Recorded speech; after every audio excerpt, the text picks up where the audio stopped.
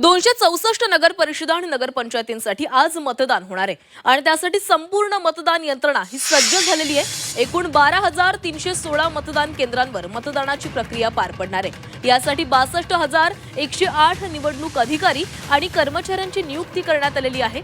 मतदान केंद्रावर पोलिसांमार्फत पुरेशा बंदोबस्ताची देखील व्यवस्था करण्यात आली आहे। सकाळी 7:30 वाजल्यापासून मतदानाला सुरुवात होणार असून संध्याकाळी 5:30 वाजेपर्यंत मतदान करता येणार आहे। त्यामुळे राज्यातील मतदार कुणाला कौल देणार हे आज मतपेटीमध्ये बंद होणार आहे।